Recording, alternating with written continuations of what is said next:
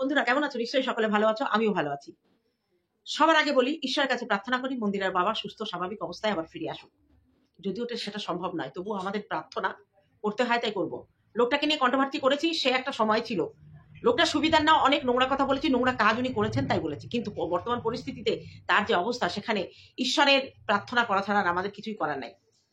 Mandy একটা বড় nursing হোমে বাবাকে ভর্তি করিয়ে দিয়েছে। একটা কথা মনে রেখো ম্যান্ডি, বড় বড় নার্সিং হোম মানেই বড় বড় টাকার খেলা। সেখানে চিকিৎসার থেকে রিপোর্ট বেশি তৈরি হয়, কারণ রিপোর্ট করার মাধ্যমে কিছু টাকার অঙ্ক বাড়িয়ে দেওয়া যায়।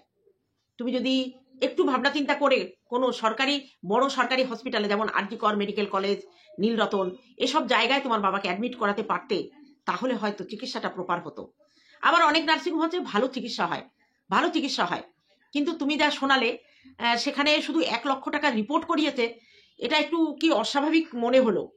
হয় জানি না, আমার এতটা চিকিৎসা সংক্রান্ত ব্যাপারে অভিজ্ঞতা নেই। লোকে আমাদের কলকাতার বাইরে ট্রিটমেন্ট করতে কেন যায়? সেখানে কম খরচে কিন্তু এর থেকে ভালো প্রপার ট্রিটমেন্ট হয়। কলকাতাটা পুরো মেডিকেল ডিপার্টমেন্টটা একটা বিজনেসে পরিবর্তন হয়েছে। জানি এই কথাটা এই সোশ্যাল মিডিয়ায় আমার বলা মানে অনেক মেডিকেল সম্পর্কে হাত তোলা না। আমি সরকারি হাসপাতালের কথাগুলো বলছি না। বর্তমান সরকারি হসপিটালের পরিষেবা অনেকটাই ভালো। তবুও আমাদের এদিকে নার্সিংহোমগুলো, ছোট ছোট নার্সিংহোমগুলো দেখেছি, যতটা গিয়েছি, এরা প্রপার ট্রিটমেন্টটা করে। জানি না আমি কি বলবো এই সম্পর্কে, আমি বলতে চাই না। যাই হোক, যতটুকু বলেছি ভুল হয়ে থাকলে তোমরা একটু ধরিয়ে দিও। তবে আমি যেটা বলছি, ম্যান্ডির কমেন্ট বক্সে কিন্তু অনেকে ব্যাঙ্গালোর, চেন্নাই, এসব ভেলোর, এসবের কথা বলেছে। অবশ্যই এখন মানুষ কিন্তু শুধু কলকাতার উপর নির্ভর করে চিকিৎসা পড়ে থাকে না, তারা কলকাতার বাইরে যাওয়ার চেষ্টাটাই করে। এবার বলি, ম্যান্ডি যাচ্ছে বাবাকে দেখতে ভোর 5টায়। তার কাছে ভোর 5টা একটু অস্বাভাবিক, কারণ সে কখনোই 11টা, আগে তো 12টা 1টা, এখন তবু ঘুম থেকে ওঠে 10টা 11টা এরকম সময় ঘুম থেকে ওঠে। শ্বশুর বাড়ি যে কদিন ছিল একটু আগে আগে উঠেছিল। আমি এখানে কোনো পুরনো তথ্য দিয়ে তার ভোরবেলা দেখার ঘটনা আমি বলবো না, কারণ আমি আজকের ভিডিওতে যেটা দেখবো আমি সেটাই বলবো। কোনো অজানা তথ্য, কোনো গোপন সূত্র, কোনো মানে জানা খবর, ফোনে জানা খবর নিয়ে এখন ভিডিও করবো না ওদের নিয়ে। জানি অনেকটাই, কিন্তু আমি আজকের ভিডিও থেকে তুলে ম্যান্ডির বিরুদ্ধে কন্ট্রোভার্সি করব।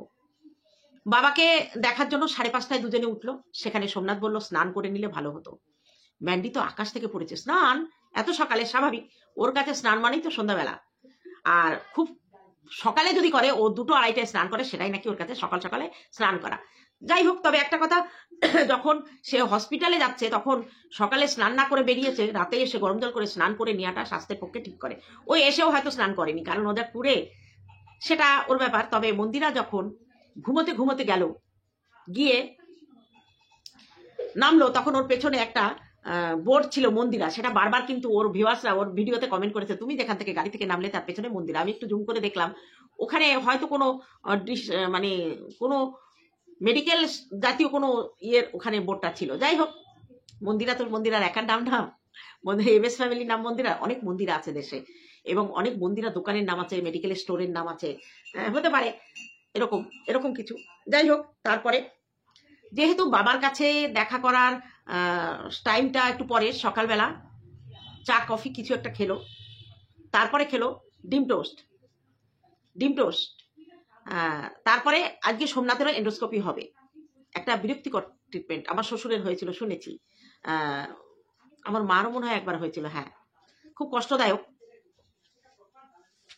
তারপরে ওর বাবার ব্যাপারে ডাক্তারের সঙ্গে কথা বললো, বাবাকে দেখে এলো। ডাক্তারবাবু বলেছে গল ব্লাডারে একটা টিউমার ছিল, সেটা বাস্ট করে, সেটা থেকে নাকি জন্ডিস হয়েছে, লিভারটা পুরো ড্যামেজ হয়ে গেছে, হয়তো কিছুই করার নেই আর। ডাক্তারবাবু এটাই বলেছে।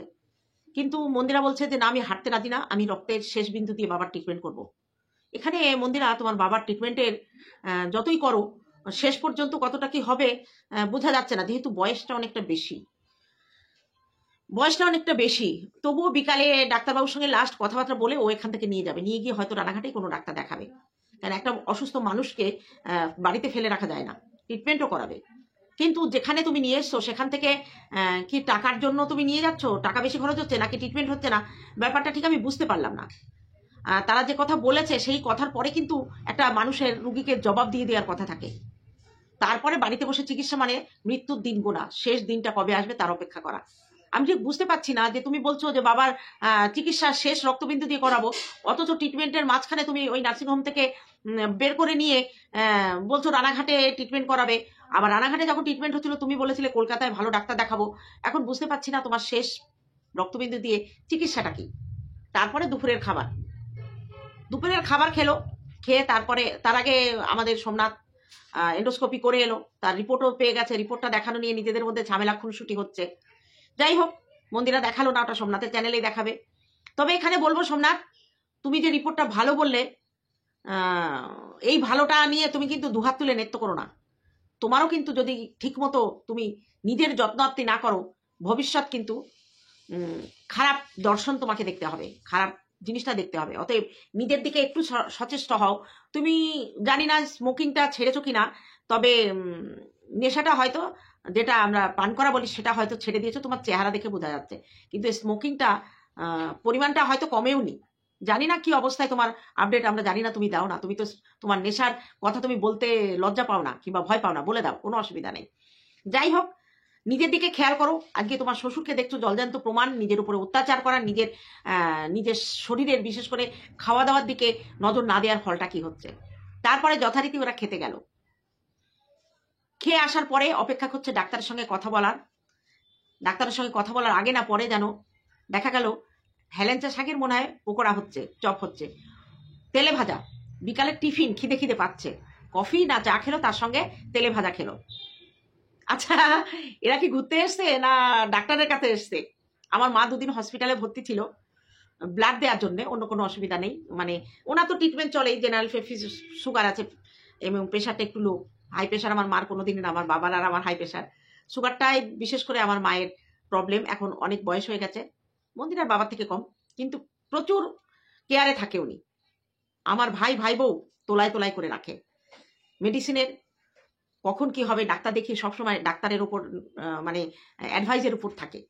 মায়ের হঠাৎ হিমোগ্লোবিন কমে যাওয়াতে ডাক্তার বলেছে আগে 2 বোতল রক্ত চড়াও, তারপরে দেখবো কি হয়েছে। সেই হিসাবে হসপিটালে, রানাঘাট হসপিটালে ভর্তি ছিল রক্ত দেওয়ার জন্য। তা আমরা বাইরে 2 ভাই বোনও ছিল, আমরা বসে থাকতাম। আমরা একটা শুধু খুব খিদে পেলে লিকার চা আর একটা বিস্কুট খেতাম।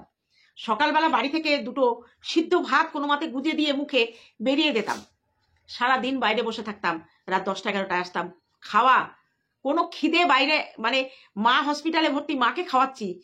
খাবার বাড়ি থেকে দুপুরবেলা, সকালবেলা কেউ বেরোতাম, দুপুরবেলা কেউ বেরোতাম, সন্ধ্যাবেলা কেউ বেরোতাম। বাড়ি থেকে মায়ের খাবার মাকে খাইয়ে দিচ্ছি, কিন্তু আমরা কি হোটেলে 3 বার খাবো, এটা কখনো মনের থেকে আসেনি।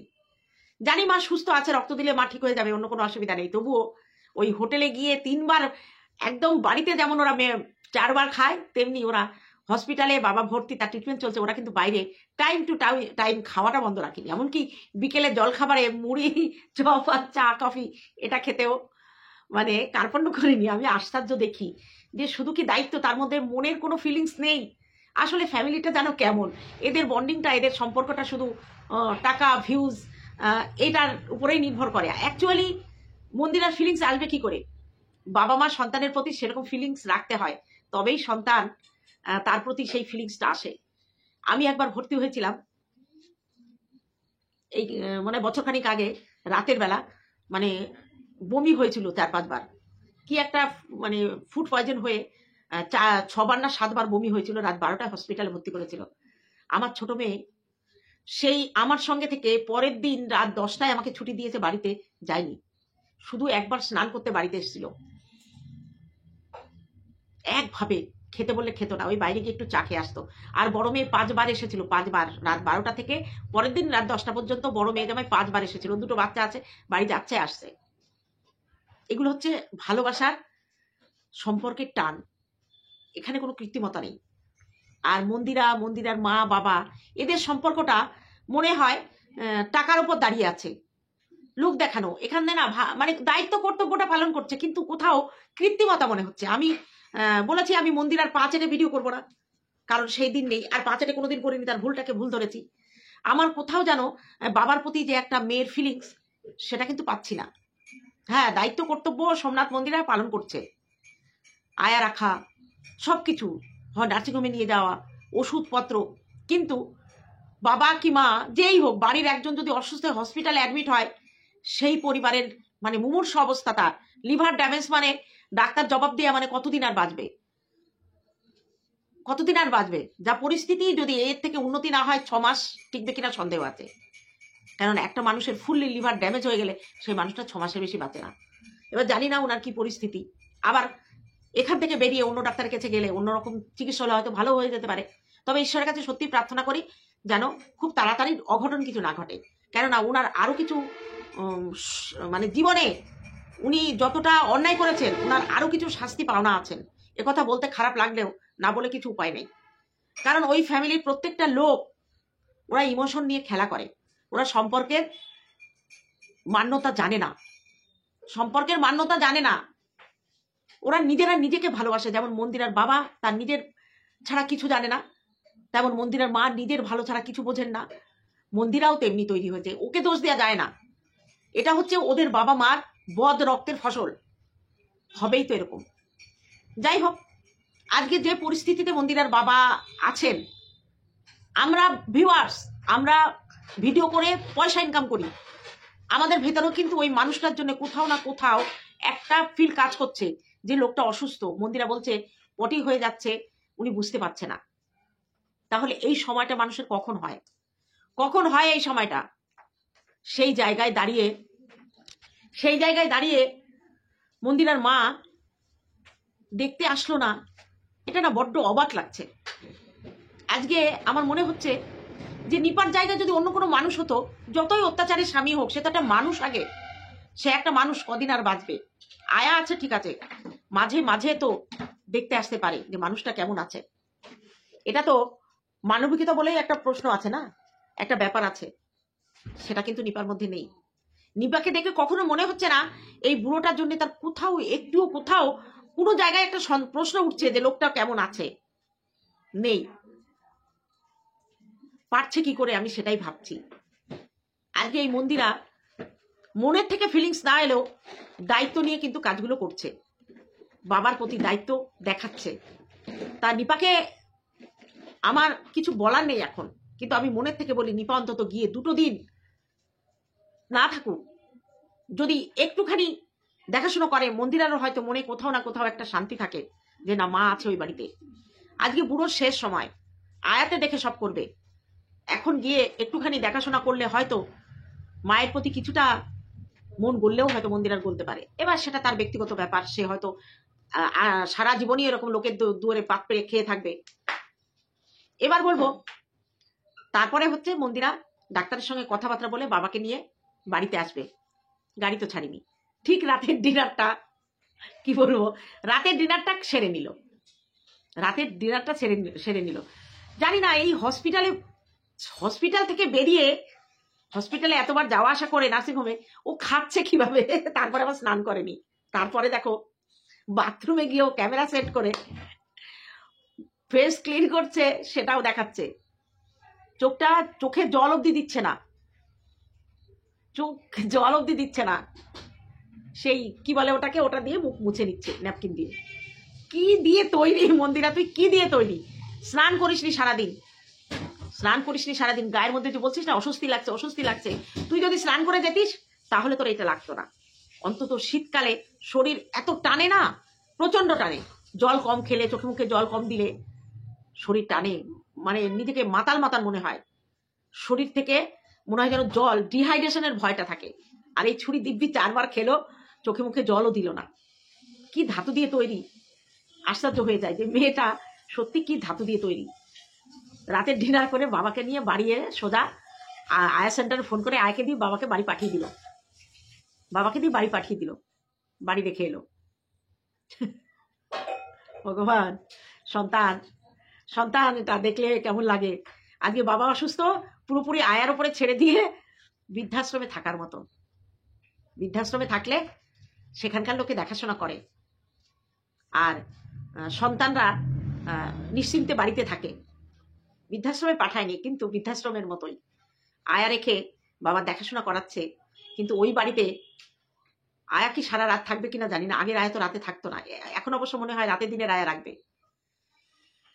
মন্দিরা, শেষের দিনের কথা ভাবিস, তোরও সন্তানরা ঠিক এইভাবে তোকে একলা ঘরে রেখে তারা তাদের মতো করে তোর মেয়ে হয়তো সংসার করবে। কারণ সেও তো দেখছে তার দাদু একটা বাড়িতে পড়ে আছে আর তার মা বাবা আলাদা জায়গায়। জানি না কি হবে পরিস্থিতি। আমি না ভাবি যে সম্পর্ক এত ঠুনকো হয় কি করে, সম্পর্ক এত ঠুনকো হয় কি করে।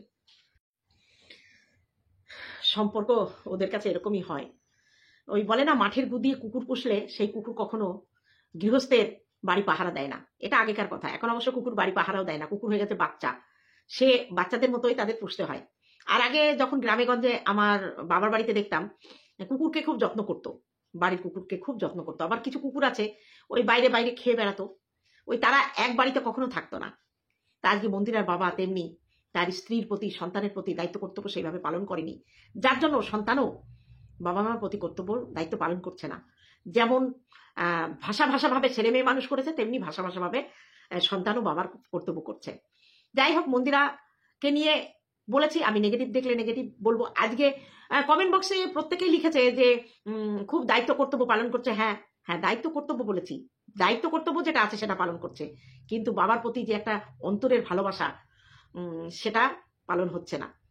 স্বাভাবিক, কারণ মন্দিরা জানে তার বাবা ভালো না, আর মন্দিরার বাবাও জানে তার মেয়ে ভালো না। তেমনি করে ওরা উভয়কে আয়না দিয়ে দেখে তবেই এদের সম্পর্ক ছোট থেকে তৈরি হয়েছে। এবার বলি, মন্দিরার বাবা খুব রসিয়ে কষিয়ে খায়। 40 বয়স হয়ে গেলেই আমরা কিন্তু সাবধান হই। যেমন কালকে আমি পিকনিক থেকে আসার পরে বাড়িতে শুধু 2টো বিস্কুট 1 কাপ চা খেয়েছি। আর ওই নেমন্তন্ন হলেই সেই বাড়িতে যে অনেক বেশি খাবো তাও না, বাড়িতেও মাংস রান্না হলে 1 থেকে 2 পিস। তেমনি খাসির মাংস খেতে ভালো লাগে, কিন্তু আমার বাড়িতে বছরে 2বার কি 3বার খাসির মাংস হয়। 7 কিলো ওজনের খাসি, কোনো চর্বি থাকে না, এরকম খাসি হলে 4 পিস খাই। ইদানিং দেখলাম আমার দুধটা সহ্য হচ্ছে না, বাদ দিয়ে দিয়েছি দুধ চা, লিকার চা খাই। কফি খেলে ব্ল্যাক কফি খাই, এবং অনেক কিছু সবজি দিয়ে, মাছ, তেল মশলা বাদ, এইভাবে খেয়েও সবসময় কিন্তু একটা টেনশনে থাকি। কিন্তু মন্দিরের বাবা রসিয়ে কষিয়ে একদম মশলা দিয়ে, নিরামিষেও কোনো মশলা ছাড়া উনি রান্না করতেন না।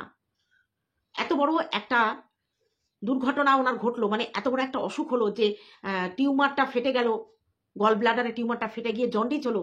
এর কিছু লক্ষণ উনি টের পায়নি, এটা কিন্তু ঠিক আমার মানতে ইচ্ছা করছে না।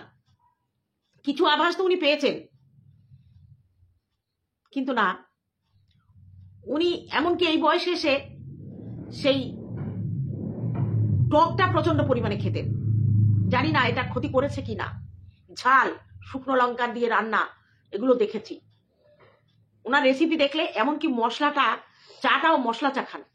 এলাচ, দারচিনি, গোলমরিচ আর লবঙ্গ লিকার চায়ের সঙ্গে ভালো, কিন্তু উনি এই দারচিনি, এলাচ এগুলো কিন্তু শরীরকে গরম করে।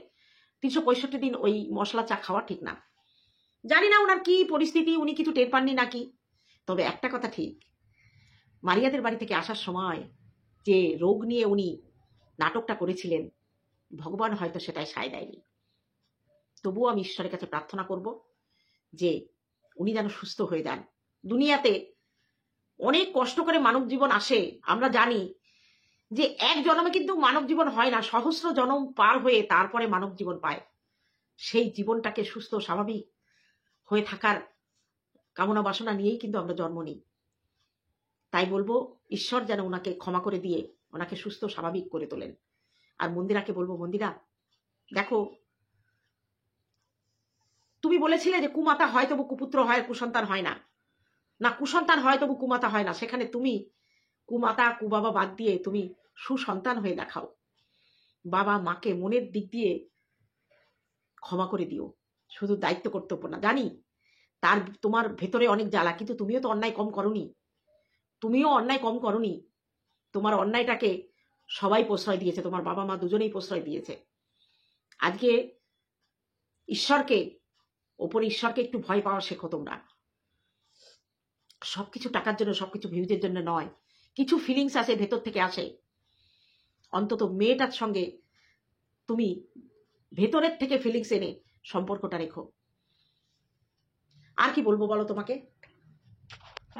যাই হোক বন্ধুরা, অনেকেই আমাকে কালকে বলেছো যে মন্দিরাকে তুমি সাপোর্ট করছো না। মন্দিরাকে আমি কখনোই অন্ধের মতো সাপোর্ট করি না। আর কোনো গোপন তথ্য কিংবা কোনো পুরনো তথ্য নিয়েও আমি কথা বলবো না। আমি যতটা ভিডিওতে দেখব ততটুকু তাকে সমালোচনা করব, কারণ কন্টেন্ট ছাড়া ভেতরে ফিলিংস আসা অত সহজ নয়। সে সময় পার হয়ে গেছে। তবুও ভালো যতটুকু করছে। তবে দিনের আয়া দিন বা রাতে বাবাকে একা রেখো না, রাতেও আয়া দিও। পয়সা যখন খরচ করছো একেবারে রাতটা ফাঁকা রেখো না। হয়তো বা আছে, আমি পরের ভিডিওতে হয়তো দেখতে পাবো, আর যদি না থেকে থাকে রাতের আয়াও দিও। চলো, সোমনাথের রিপোর্টটা সোমনাথের চ্যানেলেই দেখবো। আশা করি অনেকটা নিশ্চিন্ত হলাম। তা আজকের ভিডিওটা এখানে রাখি, দেখা হবে অন্য কোনো ভিডিওতে। ততক্ষণে তোমরা সাবধানে থেকো। টাটা আমার ভিউয়ার্সদের জন্য।